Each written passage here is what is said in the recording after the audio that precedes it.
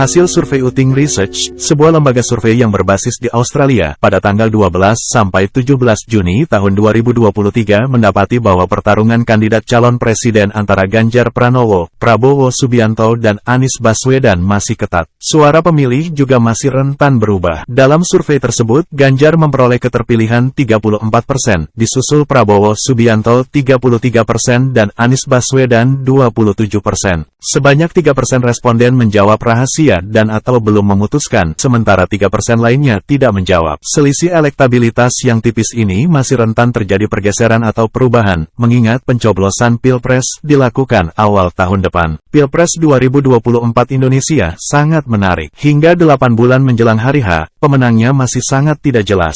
3 kontestan terkuat masih sangat berimbang elektabilitasnya, kata Managing Director Uting Research, John Uting dalam paparan surveinya. Sementara itu, perihal pertanyaan tentang bagaimana visi misi capres yang diinginkan publik, sebagian besar responden menjawab ingin dilakukan keberlanjutan program Presiden Joko Widodo dengan adanya sejumlah perbaikan. Responden yang menginginkan visi misi tersebut mencapai 61%, sedangkan yang menginginkan pemerintahan baru sebaiknya membuat kebijakan baru dan berbeda sebesar 20%, sementara 18% lainnya mengatakan sebaiknya melanjutkan kebijakan pemerintahan Jokowi saat ini. Survei Uting Research dilakukan secara tatap muka pada tanggal 12 sampai 17 Juni tahun 2023 dengan jumlah sampel responden sebesar 1.200 orang yang tersebar secara proporsional di 34 provinsi di Indonesia. Survei menggunakan metode multistage random sampling dengan margin of error sebesar lebih kurang 2,8% pada tingkat kepercayaan mencapai 95%. Untuk mengulasnya kami sudah bersama Wakil Ketua Umum DPP Partai Perindo Boyke Nofrizon dan pengamat politik yang juga Direktur Eksekutif Parameter Politik Indonesia Adi Prayitno. Saya langsung ke Bang Boyke dulu ya. Bagaimana Anda melihat hasil survei lembaga riset Australia yang mengunggulkan baca pres Partai Perindo Ganjar Pranowo? Ini suatu berita yang cukup baik, berita yang bisa membuat teman-teman dan partai koalisi juga pendukung Mas Ganjar itu bisa berbangga hati. Namun di satu sisi ya kita terus bergerak menciptakan dialog-dialog yang cukup baik, yang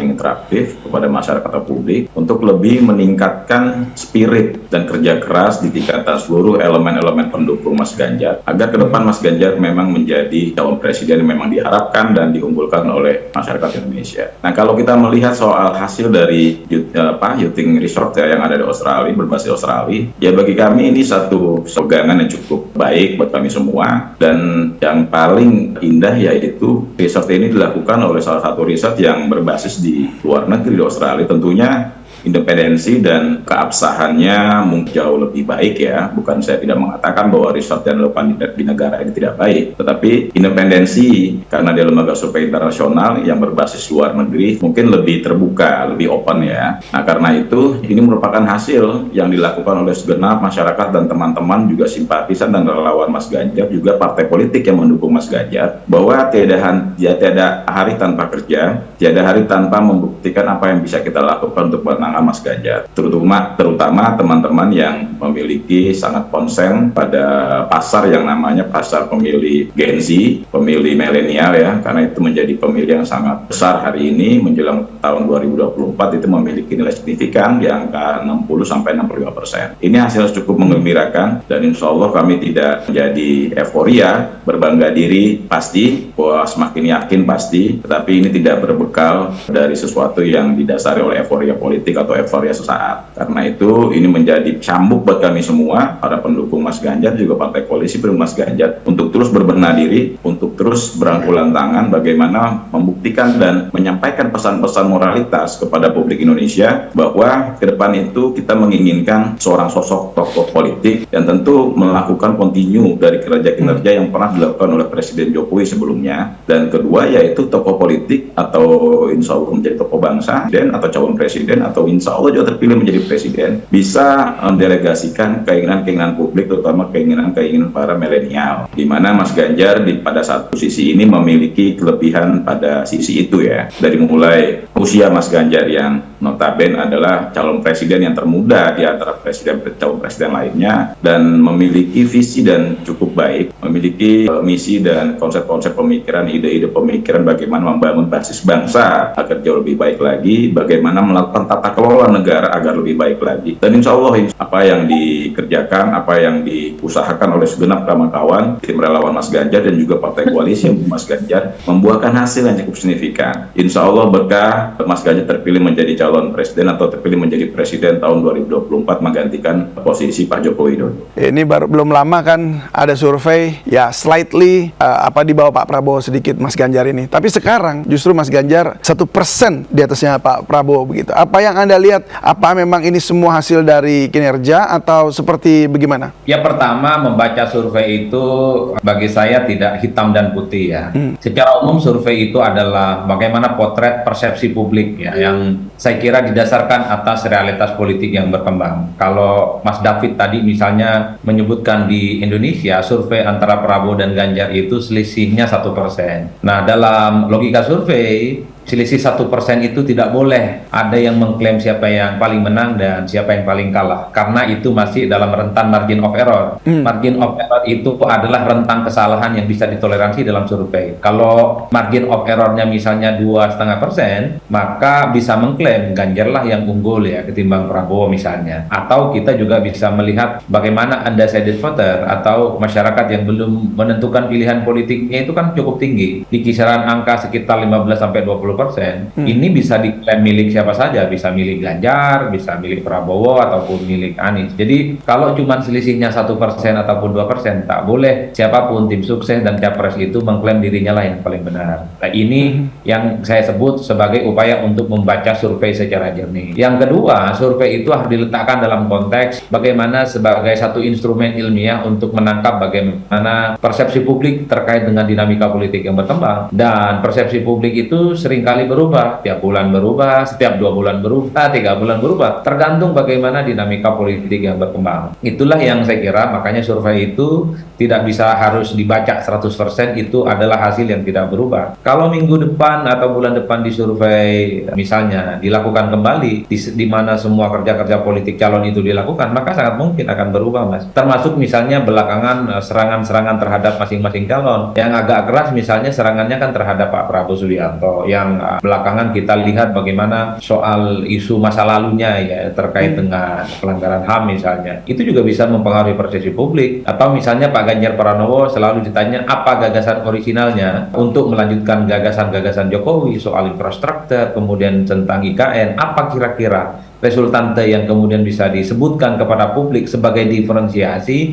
sebagai originalitas gagasan yang bisa ditawarkan kepada publik, termasuk Anies. Kok perubahan rasa-rasanya tidak ada yang kemudian orisinal pikirannya? Ini kan saya kira akan mempengaruhi opini publik secara umum. Nah, yang ketiga, Mas David, kalau saya membaca survei, kenapa survei misalnya memunculkan siapa yang unggul dan siapa yang kalah, ini tentu tidak lepas dari dua hal. Pertama, dari kerja-kerja politik, yang kedua tidak lepas dari persepsi yang muncul ya. Persepsi itu turut mempengaruhi. Soal siapa yang sering dibully, tensi negatif dan positifnya juga akan berpengaruh. Ini yang kemudian mempengaruhi dalam survei-survei opini publik. Tapi overall di atas segala-galanya yang paling prinsip adalah kerja-kerja politik yang nyata. Bagi saya memang tidak terlampau bisa membandingkan apple to apple. Misalnya Anies yang sudah hampir setahun dideklarasikan elektabilitasnya paling rendah. Prabowo itu sudah 11 bulan berkoalisi dengan PKB dan menyatakan maju di 2024 untuk yang ketiga kalinya. Ganjar Pranowo baru 3 bulan. Kenapa saya tidak bisa bandingkan apple to apple? Kalau asumsinya Ganjar itu sudah melakukan kampanye sebanyak Prabowo Subianto, sebanyak Anies Baswedan, maka sangat mungkin Ganjar ini akan memiliki daya elektabilitas melampaui yang lain, karena baru 3 bulan. Prabowo saja, Anies saja yang sudah hampir setahun elektabilitasnya nggak terlampau muncul secara signifikan. Oleh karena itu kerja-kerja politik nyata inilah yang harus dilakukan secara maksimal oleh partai-partai pendukungnya Ganjar ya, Perindo, kemudian Hanura, ada P3 dan tentu saja PDIP. Yang jelas ini adalah kabar baik ketika survei-survei memunculkan siapa yang menang dan siapa yang unggul. Ganjar misalnya unggul dalam survei-survei lembaga asing. Ini tentu adalah angin segar untuk melecut dan melipat gandakan semangat politik. Yang jelas ini ada tren positif yang kemudian mulai muncul hilang politiknya. Kan Pak Ganjar misalnya agak sedikit stagnan gara-gara isu bola. Belakangan bouncing muncul kembali seiring dengan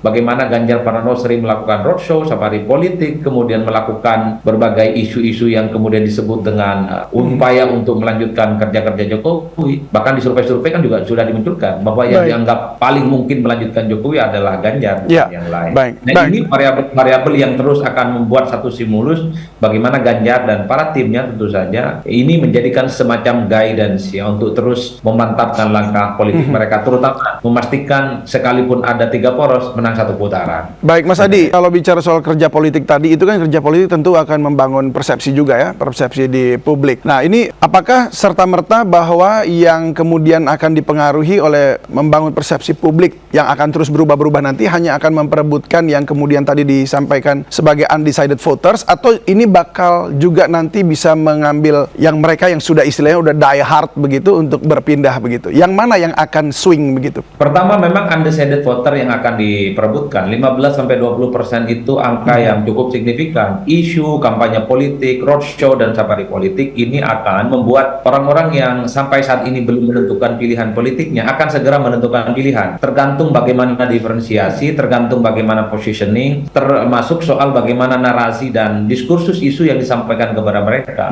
Apakah sesuai dengan selera pemilih ataupun tidak. Itu pasti otomatis.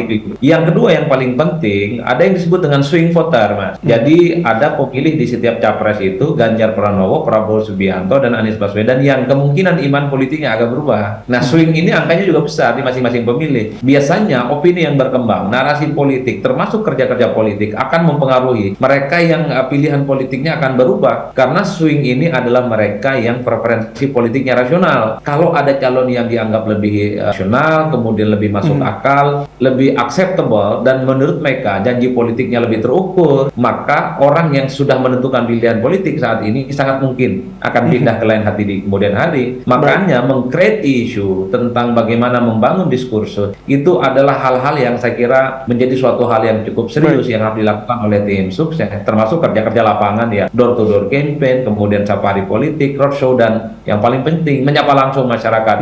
Itu jauh lebih penting ketimbang yang lainnya. Baik. Yang disampaikan sama Mas Adi itu benar, bahwa presentasi survei itu minimal berjarak sekitar 3% itu mungkin bisa dikatakan ya, bahwa itu hari ini yang lebih unggul siapa. Kalau cuma 1% ini hanya perbedaan sangat-sangat tipis, dan ini belum bisa disampaikan atau dikatakan bahwa si A yang menang, si B yang kalah. Karena kenapa tadi sampaikan Mas Adi lagi bahwa jangka waktu menuju pemilihan masih panjang, masih ada tentang waktu yang cukup panjang, jarak yang cukup jauh, yang kemungkinan juga harus diisi oleh para calon-calon presiden di antara 3 orang ini untuk bagaimana bisa melakukan safari-safari politik, mengenai campaign-campaign politik yang dilakukan pada masyarakat, tentunya melakukan dengan door to door. Yang paling utama yaitu bahwa bagaimana menyapa publik secara baik, lalu menyapa publik dengan mata hati dan kejujuran. Kenapa? Karena publik ini nggak bisa dibohongi, bahwa publik ini mengetahui mana yang jujur, mana yang apa adanya, dan mana yang dibuat-buat. Nah, selanjutnya bahwa kita mengatakan bahwa ada nilai yang cukup signifikan di antara pemilih-pemilih yang belum menentukan sikap. Iya, karena mereka yang akan menentukan sikap itu ketika dilihat menjelang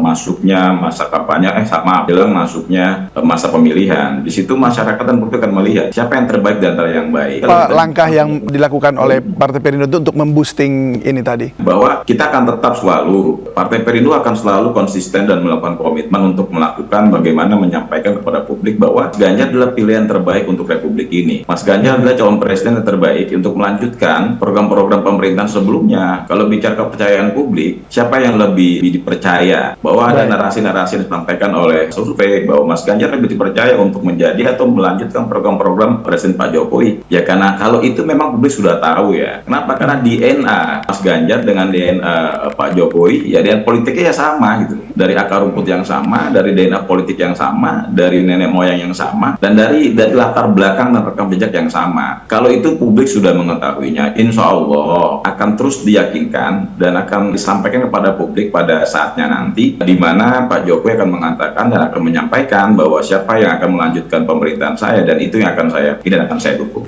Ya. Nah, karena itu kalau kita bicara tentang pemula ya, bukan kita bicara soal pemilih yang hari ini masih belum menentukan sikap. Yang tadi Mas Adi bilang bahwa rekam jejaknya masih panjang. Harus disampaikan kepada publik bagi mereka yang akan memilih bahwa kenapa hari ini mereka belum memilih? Karena masa jarak pemilihan presidennya itu masih cukup signifikan panjangnya. Karena itu untuk membuktikan kepada publik, untuk meminta kepada mereka respon mereka terhadap Mas Ganjar sehingga mereka akan memilih Mas Ganjar, ya harus membuktikan, harus door to door, harus lebih giat lagi, lebih bisa mencapai kepada publik, lebih bisa meyakinkan dan memberikan solusi terhadap apa yang akan diberikan kepada publik kalau bicara Mas Ganjar sebagai calon presiden. Agar publik yakin bahwa pilihan presiden terhadap Ganjar Pranowo adalah pilihan terbaik untuk negara ini. Oke, baik.